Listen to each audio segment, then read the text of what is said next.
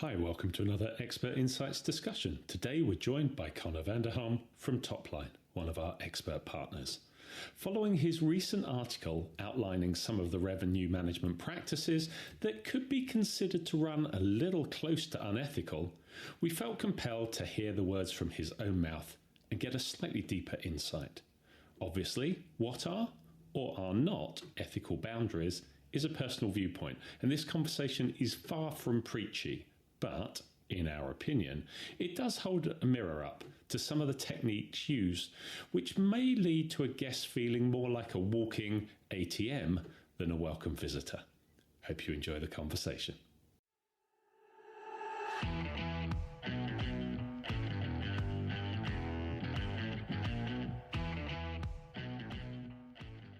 Hey, Connor, good to see you again. How are you? You well? I'm doing great. Thanks for having me again, Trevor.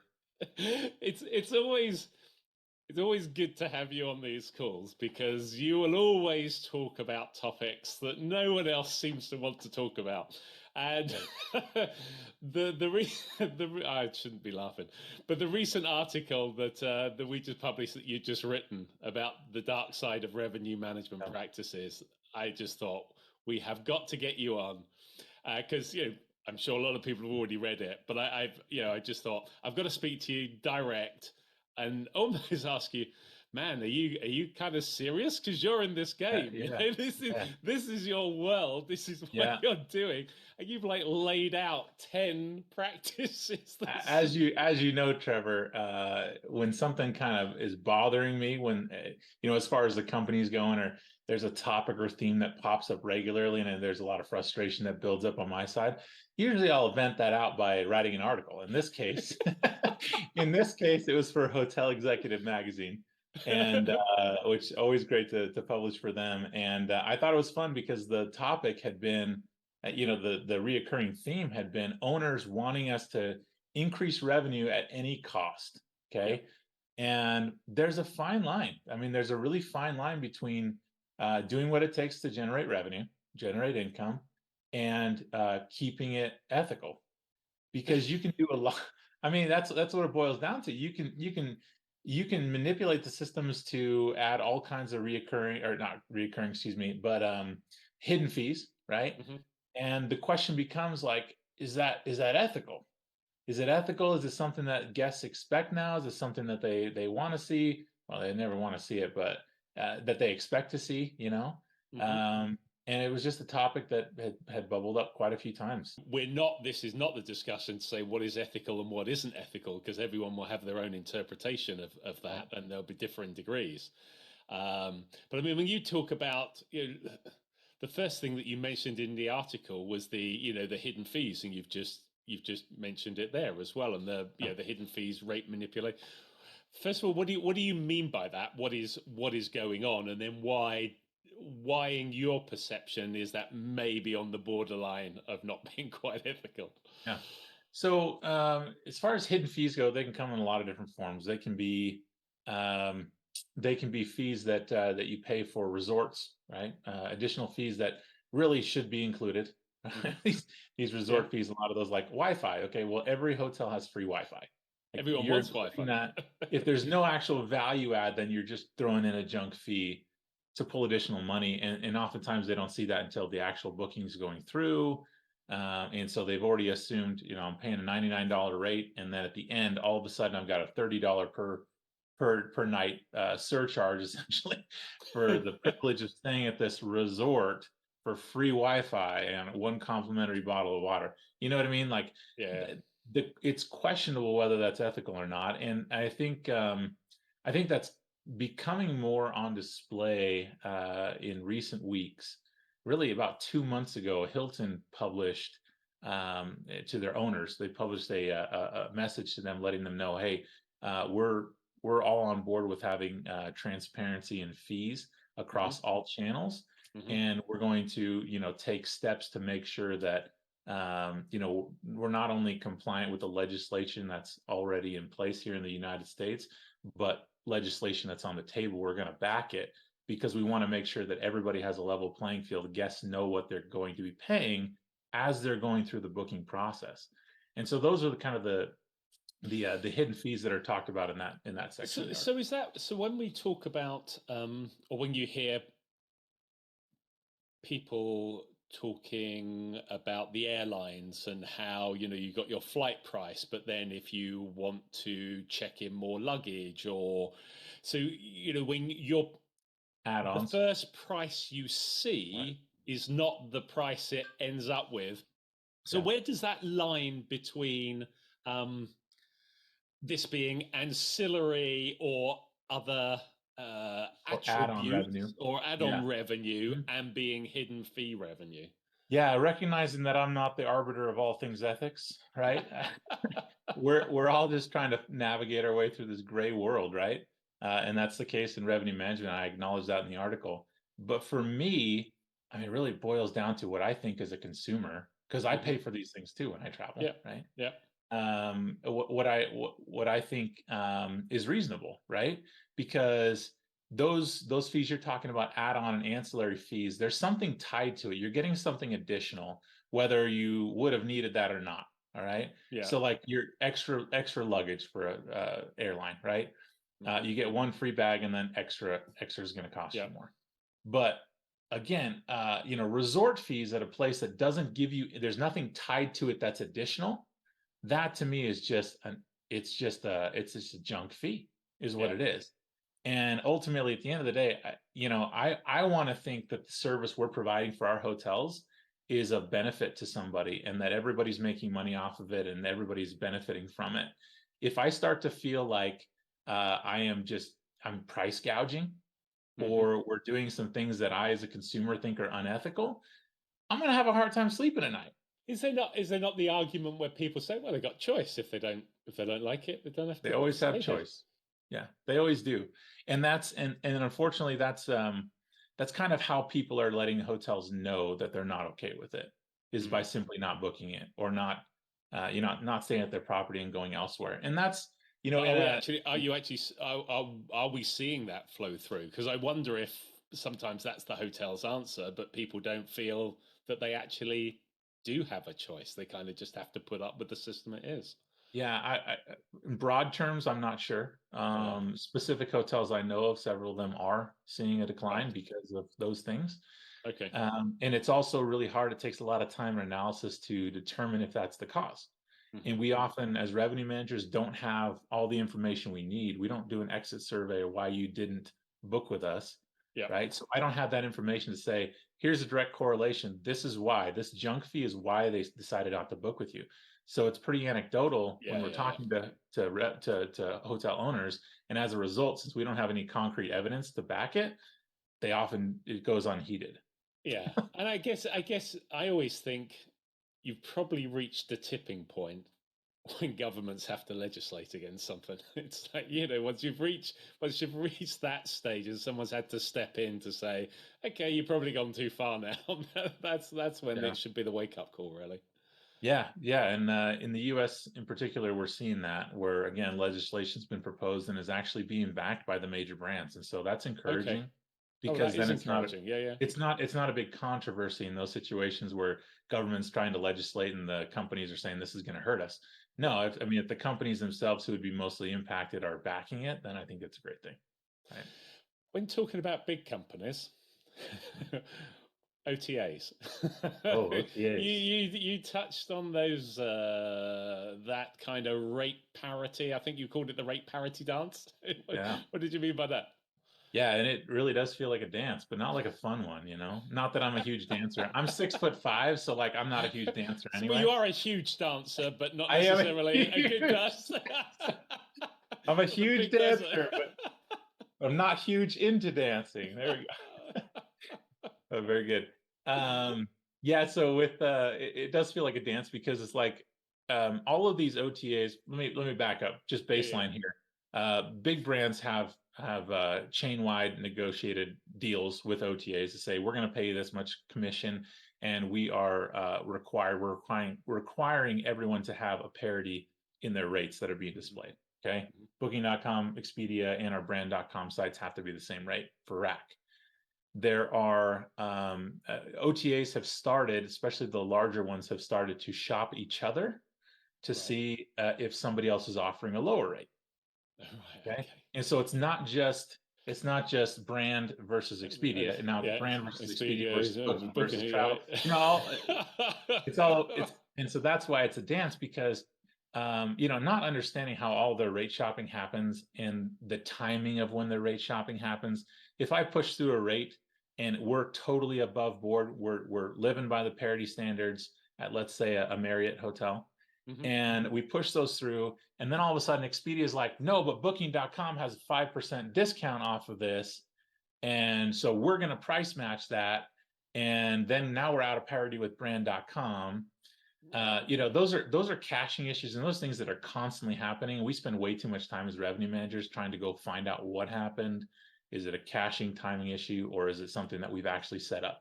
Because there's so many different rate programs, and depending on which systems you're using, it can be very complex to make sure you didn't set up just one little discount somewhere that's now kicking in and it's offering a discount that you didn't intend, right?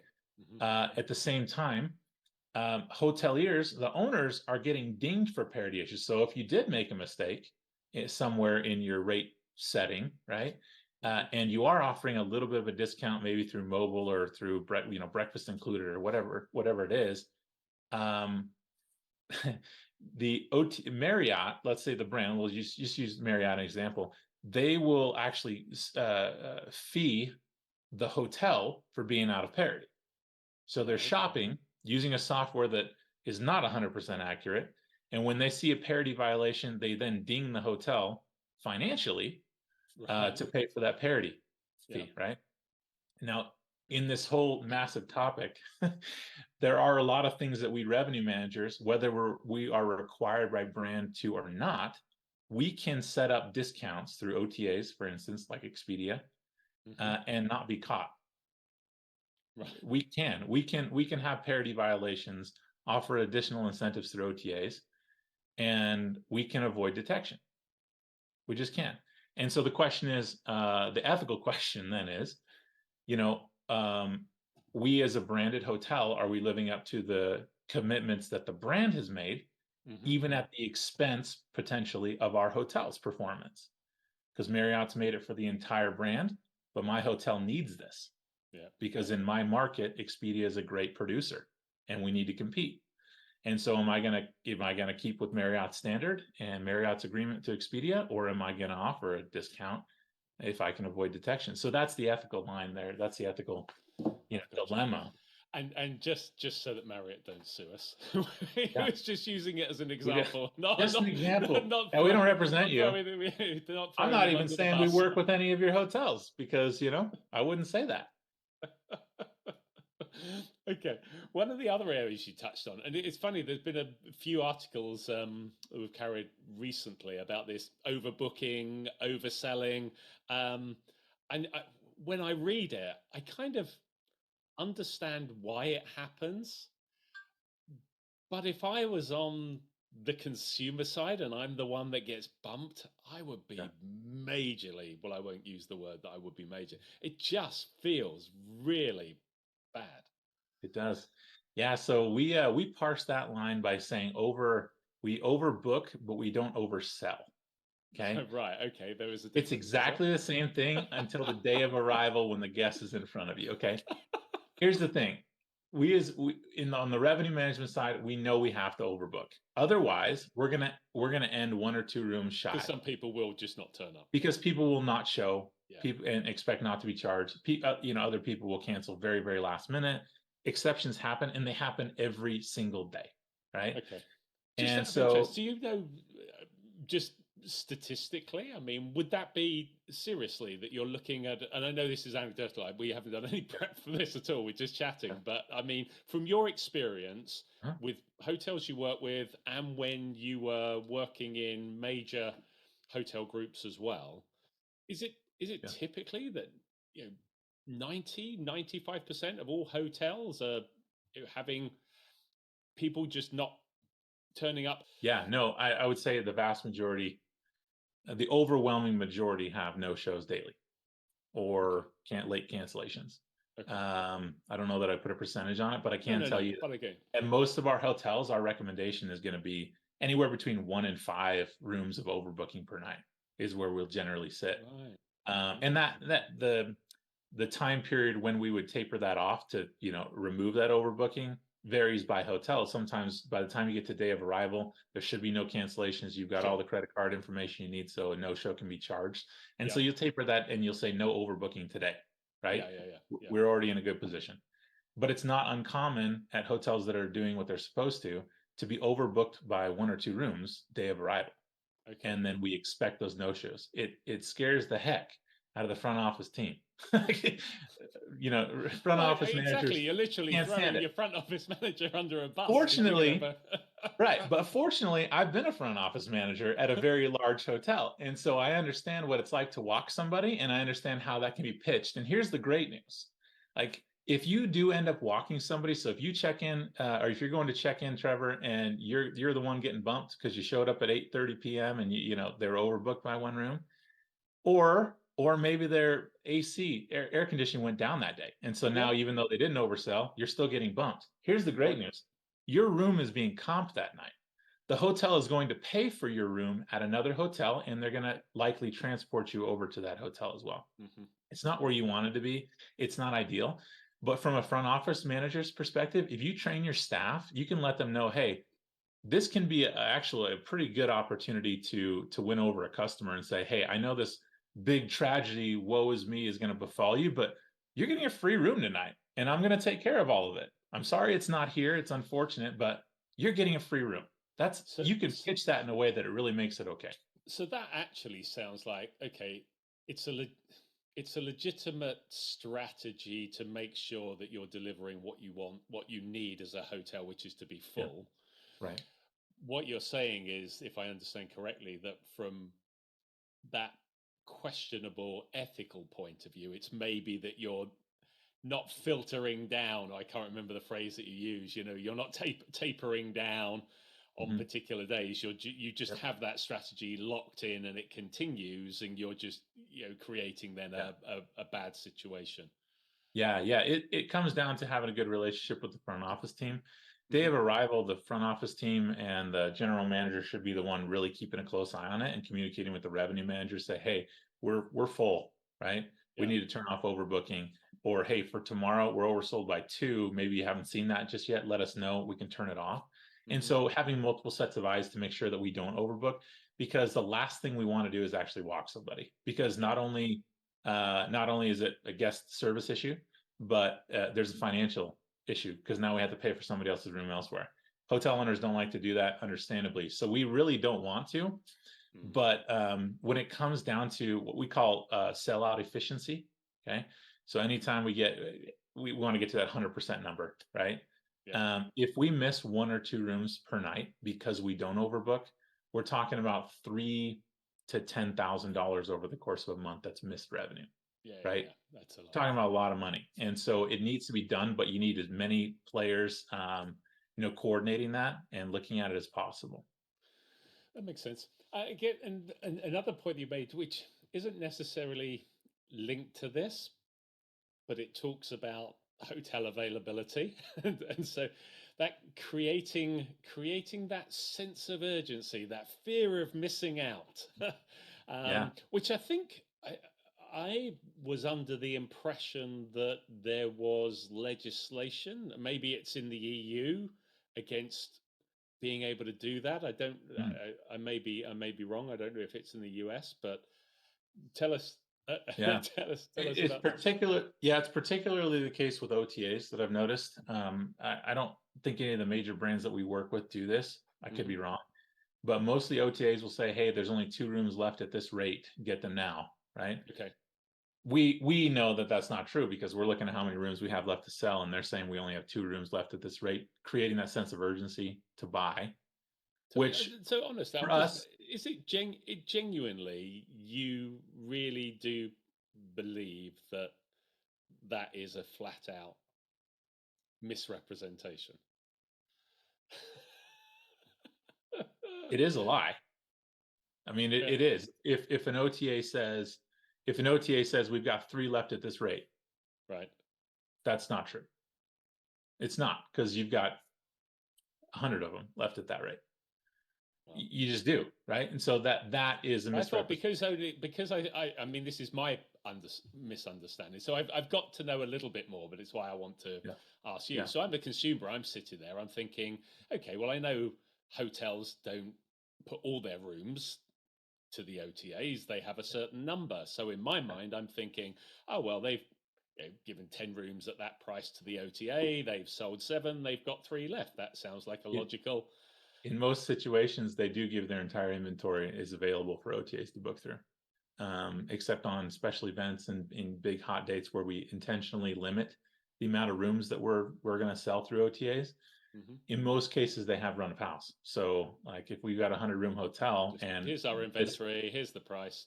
you've got 100 rooms to sell for next March, but there's still a sense of urgency. Book now. There's only 3 left at this price, and it's just not true. It just isn't. However, they want to say, oh well, we're only pulling 3 rooms of it. We're only allotted 3 rooms of inventory at a time, which again isn't true. But even And if there so there's were, only 3 until left. the next 3 are sold, and then the I'm next telling lot. you, those numbers that they put as inventory left are never accurate. They make 0 sense. It's just for sense of urgency. You never see we've only got 20 rooms left. You don't see that. We've only got 3 rooms left, or we've got Yeah, 5 reel or something. Yeah. So, it's and always again, single digits, isn't it? well, and those are the little nuanced things that like that actually that helps our hotel because we're trying to move rooms and they're stoking Yeah. sense of urgency, so they're Yeah. going to book with us because they're going to lose it if they don't book now. But is it ethical? Like, is it ethical to lie to a consumer, even if it's a white lie or you're Okay. mincing words? So ethics. How about ethics with your staff? Because I mean, how many companies set up incentives? And I guess and it was interesting. I was looking at 2 points that you made. Was one around staff incentives, and then also upselling and cross-selling. And those two can, there is some legitimate areas around upselling and cross-selling, but sometimes those incentives. It reminds me of when we've had big financial issues where the people selling pensions or investments were incentivized and they weren't always necessarily giving the most honest and ethical advice. So Yeah. talk about that. I've got a good example for that. So what comes to my mind most is front office incentives. Okay, we want to incentivize our staff to upsell. We want to have add-ons if your hotel has those available. We want to do that because it generates a lot of revenue. It really does. Ancillary revenue same day, and it keeps them engaged and gives your staff an incentive, which it's a win for everybody, right? Yep. But you need to give them actual things to upsell. They can't make those things up. So for an example, this is where it gets. You may have a front office agent that's a really good salesman, okay, and they can sell water to a camel. Is that what? No, that's not the term. Whatever. They can sell an ice cube to an Eskimo, right?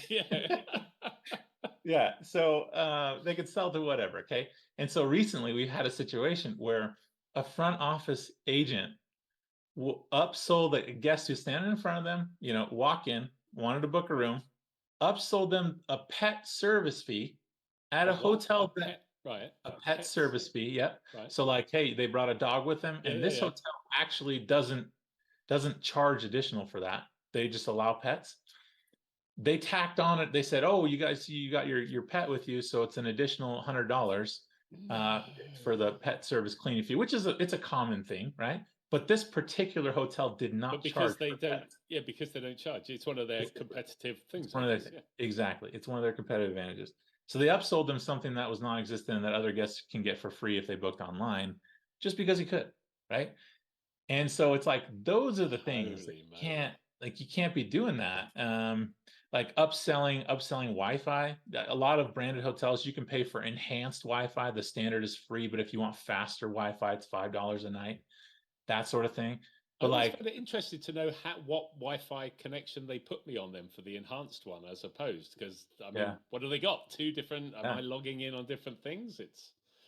I don't know. I don't know the answer to that, to be honest with you. I've tried to figure that out myself when I'm staying at one of our hotels and I'll get the enhanced and I'm like, it's exactly the same speed, but You know, like what is it? I think a lot of road warriors who do gaming will pay for Okay. that because there probably is a speed enhancement. You know, not a lot of hotels don't even have Ethernet ports anymore, so you can't hardwire in, which Right. I've heard quite a few guests complain about. But yeah, so it's just making sure that if you're going to upsell, that's great, but let's actually give them value to it. It's a value add that they know they're going to pay for, not something that they're already getting for free.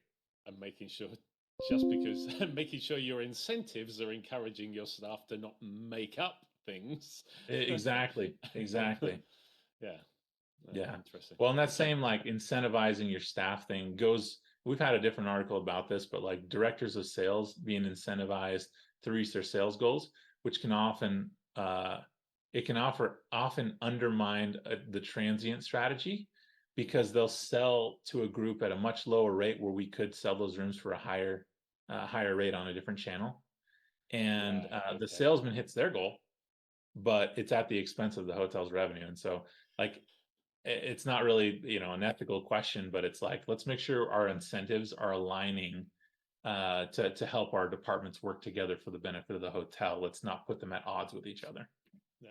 No, it's very interesting. As I say, it was just I had to jump on quickly with you, ask you about it, talk to you about it. I mean, one of the last bits that you mentioned is around loyalty programs. So, how is a loyalty program potentially unethical then? Yeah, good question. So loyalty programs are what makes it's what makes the big brands so successful, particularly in the Hmm. U.S., but also internationally. Hmm. So there's nothing at face value that's unethical there. But there are some practices when it comes to expiring points, how points translate into actual money. Um, there's just some questionable stuff there, right? Because you can buy points, right? And so Hmm. you're taking physical dollars or pounds sterling, and you're translating those into ethereal, hotel bucks, right? Yep. And that translation needs to be ethical and needs to be looked at as currency, Hmm. frankly. Hmm.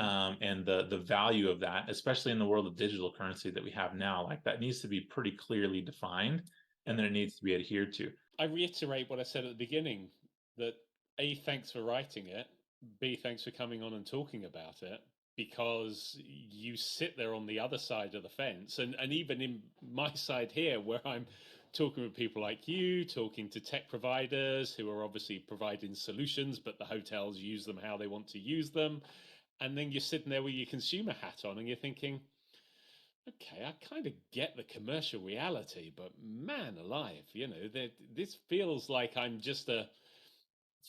no longer a guest. I'm just a walking wallet or a walking ATM, and it's like, Yeah, how much can we kind of squeeze out of them? Um, and I guess, I guess it's also our fault then as consumers, isn't it? Because we put totally. up with this nonsense. I tell my wife all the time that the reason her makeup costs so much is because she pays for it. Like they're getting Yeah, gouged for something yeah, that really didn't cost that much to make. yeah, I mean, it's capitalism. It's capitalism, but at some point, like you need to have a united front and say we're not going to do this because at this point it's just too much. yeah, And I mean, don't you as a consumer feel it? I know economies are in rough shape as the inflation is rampant over the yeah. past few years. And so we're going to feel that. Me as a consumer, the reason that this really sparked was number one, from my owners having these conversations with them constantly of late, and then number two, being a consumer booking a room in Las Vegas for the end of November. Um, I just went through it and experienced it as a guest. I experienced it as a consumer, and I was like, "This is lousy." And in this Can you situation, talk about that without naming the hotel? What was your yeah, in experience this of it? situation, I'm going to a conference, and because the conference is held at this particular resort, Hmm. I need to book there, and that's the requirement. And they have a special rate, etc. But by the time I got to the end of it, so I didn't really have a choice. Like I could go stay somewhere else and then just Yeah, shuttle in and out every day, or take an Uber. But I didn't really have a choice, right? I needed to stay there, yeah. and again, the rate that they had negotiated was a really solid rate. It was really Hmm. good for this group. Yep. And then by the end by the end of that transaction, when it came time to pay the bill, to put my credit card information in, it was 30% higher. It was 30% higher than the rate because of resort fees. I understand taxes have to be added on there. Sure. That's a separate, it was more than 30% because taxes were on top of that. Right. But then the city taxes for Las Vegas alone, holy smokes, man. Like they're raking it in because like municipalities and counties and cities are tacking on ridiculous fees. And it's not always taxes. Sometimes it's But I guess lodging. that's to your point at the beginning, isn't it? It's like, well, that has to be paid for staying in that room. So having it separate, Yeah. it's like, well, it's not. The cost of staying in that room includes those taxes. So that should be the price for the Price of room. it. Has it Yeah. built in? There, the accounting on the hotel side to separate it out. Well, that's not the consumer's problem. It's like Yeah. it's not like I have an option. Back to what we were talking about with the airlines. If you want a Yeah. meal and they don't provide one, but you want to buy it, you have the option. I don't have an option of paying city, county, whatever taxes. It's Well, just the cost of staying there. And what I found interesting is that airlines actually do a pretty good job with it. Because when you go to book an airline, a flight, and you're Googling it, you go through Google Flights or something, it shows you the actual total price. And then later, it shows you what your airfare was, and it breaks it down for you, doesn't it? It breaks it down for you. Yeah, but exactly. It's like that. And that's probably fair when we brought it up at the beginning. It would be my hope that hotels, as far as their rate transparency goes, would take a note out of the page out of the book of airlines in just that regard, not in everything else, but just in that regard, which is, put the total after taxes and fees at the front, and then break it down for me, right? I think that would be great to see. And no one would ever do it this way, but I quite like, there's always been the discussion about the attribute-based selling and, being able to, and we all talk about personalization and people choosing what they want. If I want to come over and don't want the Wi-Fi because I could maybe use my phone data and that's perfectly okay, let me click it off or click it on, so to speak, whichever way you want to come at it. But, no one's ever going to put the full price and then you can take the stuff off that you don't want. They'll do it the other way around. But I just wish it would be, here are the things that you can choose to add on or take off, but whatever I don't have a choice on, that should be what the price is. Yeah, absolutely. I would agree with that. And I think attribute-based pricing is a really cool concept. And I hope that at some point we get to that point, because this just talking economically, macro wise, like the separation between rich and poor is becoming more exacerbated is what we're told and what we're seeing. And so consumers still need lodging accommodations, regardless of whether they have a lot in their bank account or not. And so, yes, there are usually options, but there's not always options for them to stay when they go, they need to go get a hotel room. And so giving them the option to say, hey, if you just want to strip down everything to just the basics, you're getting a bed, you're getting a room, we're going to have the power on, your TV is going to work, but you don't need all the extra. The Wi-Fi is a good example, breakfast included example, a lot of these other things, to only pay for what you need, right? Yeah. And I think that would be.